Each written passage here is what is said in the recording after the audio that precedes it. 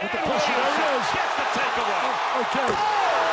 Oh, are you serious? Slam, jam, bam. Get him ready for the NBA dunk. That is 2018 number 1 pick Zion Williamson. And as you may or may not know, he's making his way back from a grueling foot injury. These things have been a constant since he's been drafted back in 2018. His rookie season, a torn meniscus, and now a broken foot. These aren't your normal run-of-the-mill bumps and nicks the average NBA player commonly picks up. That could quite obviously be because the average NBA player isn't 6'6" and 280 pounds. The average NBA player didn't go from a 250 man amongst boys, dunking on anyone foolish enough to attempt him at the rim, to in a span of 2 months 280 pounds. In the normal way of life, and according to basic human anatomy and pure basketball logistics, a player only standing at 6'6" shouldn't be able to drastically gain weight like that. I mean, there's truly only one player in NBA history under 7 feet to weigh 270 and over to truly go on and have a successful NBA career. Can you guess who? Well, I'll answer it for you. Charles Barkley. Heading into the 1984 draft, teams were well aware of Charles Barkley's bad eating habits and out-of-shape body. On any given day, the man would consume 8 pancakes, 8 eggs, 8 strips of bacon, 8 sausage links. To top that off, he also inhaled 8 hash browns or toast with each meal. Yeah, the Sixers, the team that in the end drafted him, begged the man to cut weight ahead of the draft because drafting a 6'4", 302 power forward was not ideal, due to the fact that 6'4", 302 power forwards didn't and still don't fare too well in the NBA. But Charles was an anomaly. He managed to play an entire career injury-free. Injury-free because he eventually listened to the 76ers and went from borderline obese to an ultra-athletic rebounding machine.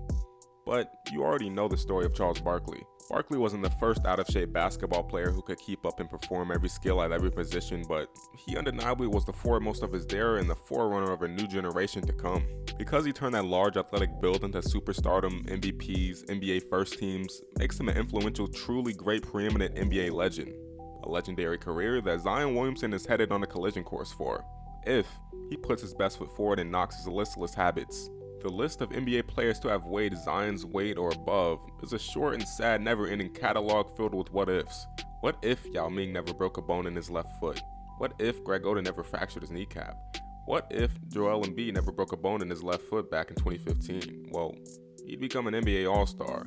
But what if Zion Williamson managed to drop all that weight and get back to his pre-draft 2018 form? Well, that's why I bring you to the present day.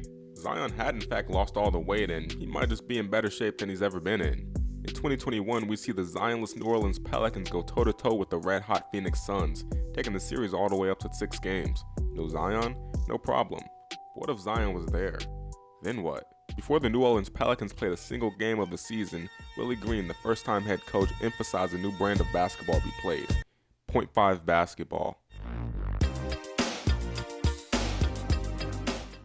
Essentially what .5 basketball is, put simply, ball movement and quick decision making. Shoot the ball, pass the ball, or drive it within half a second of getting the ball. If a guy's open, give him the ball. You have to trust that he'll make the next play. Easy, right?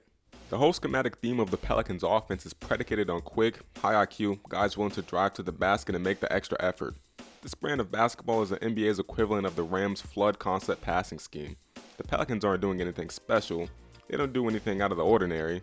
They really rely on core basketball concepts. The reason they exceeded everyone's expectations last year is because players like Brandon Ingram, CJ McCollum, Herbert Jones, Juan Toscano Anderson live and die by those standards as players. So imagine adding one of the young, newly reshaped, polarizing players to that scrappy mix. Quick decision making is Zion's bread and butter. For instance, Zion here attacks his defender's inside foot to easily gain leverage. The defender is overcompensating, leaning too far forward and keeping his left foot too far back. So Zion, without thinking about it, attacks and gets the and one. You know the quote, "I wish there was a way to know you were in the good old days before you actually left them"? Well, if you're a Pelicans fan, I'm here to tell you, you are in fact in the good old days. In the NBA, there's 3 inevitable stages every team must go through: the tank, the rebuild, and the come up. Well, the Pelicans and Zion are currently here. For the last 3 years or so, I didn't know what to make of the Pelicans. I very often felt like they were in the middle of a mini rebuild and were very unlucky to be trapped in a conference with a lot of heavy hitters that were ring chasing. But if anything, now I suppose it's the complete opposite. The New Orleans Pelicans aren't the prey of the Western Conference. They're one of the predators. The age of being just good enough to barely make the playoffs and just bad enough to get swept right out of them, they're over, eradicated, incognito. And if you don't believe me, well, just come back to this video at the end of the season when everything's said and done.